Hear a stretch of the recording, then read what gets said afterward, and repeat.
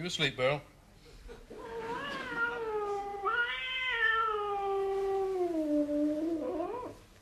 Well, you must have heard that. Beryl? It's next door's tomcat. Woken us both up again, love. No, it hasn't. It's you who's just woken me up. I did not. You shake me like mad and then ask me if I'm still asleep. Well, naturally assumed, unless you've gone completely deaf, that it had disturbed you as well. That'd been a terrible shame, wouldn't it? Oh, thank you very much. I don't suppose you're bothered that it disturbed me. It is Vera's cat. She is your friend. Why is it making that noise? Why is it making that noise? I said, why don't you go out on the roof and ask I it? suppose it's howling in order to attract any females in the area. Well, why don't you go out there and try it then? You might get lucky. Oh, very amusing. Wit at 1 o'clock in the morning. What would you do if I did go out there and get lucky? Throw a bucket of water over you. I'm sleeping with a comedian. Good night. No, this is ridiculous, isn't it? Isn't it? You really are going deaf, aren't you? Pardon?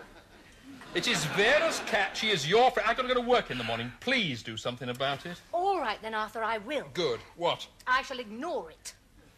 That's very helpful. What time is it, anyway? Oh, Beryl! What is it now? It is that wretched, randy little object again. No need to be like that, Dad. Very glad to see you.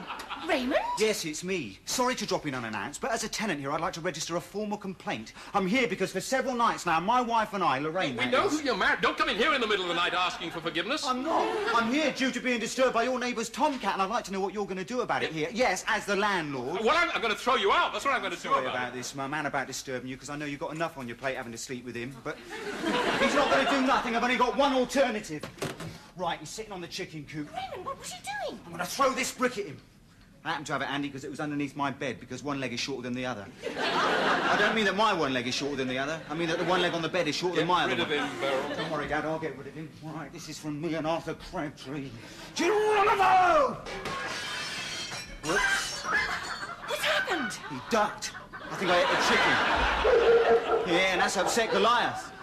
And he seems to have set off all the other dogs. Yeah, at least that scared the cat, Dad. Yeah, well, that's woken up their cockerel. Oh, I feel like David Attenborough doing a wildlife commentary here, Dad.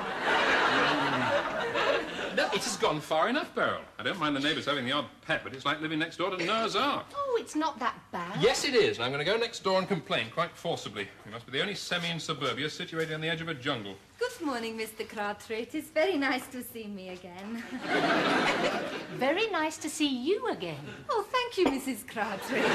You also. Good morning. I didn't know you were here, Nadia. Ah, well, Nigel is home from college, and, well, I am arriving very late last night. Oh, he was so pleased to see me, and we didn't get much sleep. Beryl? Oh, I'm shattered. Beryl, apparently Nadia spent the night here. Yes, she slept in Tracy's room. What's he insinuating? Nothing. Where was Tracy then? Staying with friends. Nobody tells me anything. I'm not surprised. I told you something in the middle of the night. You went berserk. Morning, Dad. Good morning.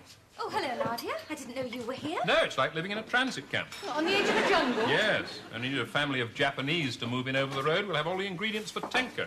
Yeah, man to man about the racket last night, Dad. My wife and I think you ought to go next door and complain. Otherwise, I may have to withhold the rent. You're already 3 weeks in arrears, Ray. Don't change the subject, Dad. Yes, Dad, I have enough to cope with every night without Vera's menagerie. Hey, are you trying to be physically personal with me, Lorraine? You are going to have to do something, Dad. I can't keep coming home to this. I tire easily. No, please do tell your neighbours that of animals I am a great lover, but I am not a great lover during the night. I wouldn't have said that. I mean, she's always been very keen on animals, even in the dark. Oh, I think you ought to go next door and complain. Look, if and when I decide to complain, I'll complain, all right?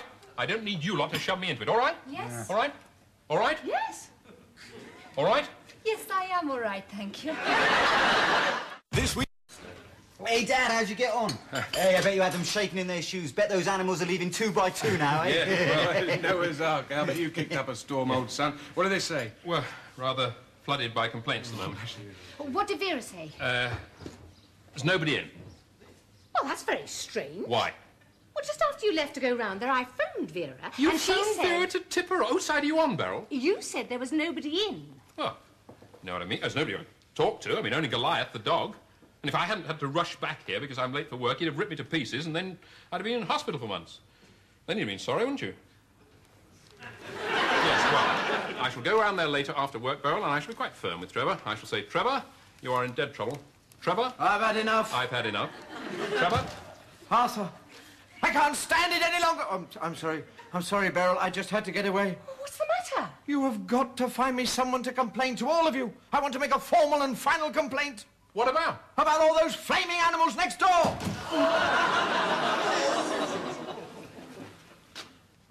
Anything on the telly tonight? No, only a domestic situation comedy. We've got enough of that here, haven't we? You haven't been round next door this evening? No, Trevor is not there at the moment. He has taken up temporary residence elsewhere as a squatter. A squatter? Where? Saloon bar of the Dog and Duck, third stool along on the right. Ely, anything on the telly? Nothing your father wants to watch. What about poor old Trevor, then, eh? Yeah. Mind you. Oh, it is such a pity. I thought he was an animal lover. Well, he might be, but you should see what they got round there. It's worse than Whipsnade. All creatures great and small, Vera Botting's got them all. I hear he's down the Dog and Duck now, eh? Well, good old Trevor, the worm has turned. They have a worm? No, Vera didn't bother to get one. She dug up Trevor instead. Well, I feel sorry for him in a way. Really? I do. I feel sorry for him. I mean, basically, he's very nice and he's tolerant. Yeah, he's a decent sort. Wayne, they're talking about me. But she doesn't understand him, and she can be such a pain in the neck. Oh, no, she's very sweet, and I think he's very difficult. She means well, and she's got a heart of gold. Well, even if she does spread her affections in areas other than her husband. Perhaps she's a bit peculiar, you know, because she's getting on a bit. I mean, she's probably at a funny age. Oh, it's such a shame. I mean, she's a bit of a nosy, inquisitive, overbearing, interfering busybody. That's. And I love her, Beryl. But he's my friend. I admire him tremendously. Extremely fond of him. Well, thanks, Dad, really. No, I'm very fond of you too, really fond, Dad, yeah, and your last assessment of Lorraine, brilliant. Well, I didn't like it. And Nigel, I am the decent sort, like you said, and I'd like you to know that I think you are as well. Raymond. Yeah. We were talking about Trevor and Vera next door. Trevor. Yeah, well, sorry. Yeah. You didn't really think we meant you and Lorraine. You shouldn't eavesdrop, Raymond. You'll never hear anything good about yourself. Never do anyway. Well, I feel really sorry for Trevor. Yeah, it's all Vera's fault. I mean, she thinks she's St. Francis of Assisi's sissy. Who? I mean, St. Francis of Assisi's sister. Who? Call Lorraine. Mythical history. St. Francis. He had all the birds he wanted. Not much of a saint then, was he? All the feathered birds and animals. Cool, your family knows nothing about zoology. So Vera was related to St. Francis? Cool, I can never work out whether it's because she's foreign or that she's just a bit... What? On the Polish side. Look, I think we're all agreed that we back Trevor on this one, right? Sure. Vera is responsible. She will have... Vera? What is it? Friends, neighbours, crab trees. And Raymond. Nostrovia Nadia. About Trevor. Well, about my pets. Well, about the noises in the night. Well, about my relationship with Trevor, both emotional and physical. Well, about the complaints. About 3 o'clock this afternoon, I received this. It's a summons to the county court. What? Someone has taken out a summons against you because of your animals? Yes, that awful Mr. Duff from next to us. The whole weight of the British judiciary system is now against my little group of pets. My tiny band of God's own creatures, huddled next door under the entire weight of a large penal system. Oh, come on. No, don't be too upset, Arthur. Restrain your deep sympathy. Because I intend to plead not guilty. On what ground? Well, as insanity, diminished Look, all I've got round there are a group of dear little animals.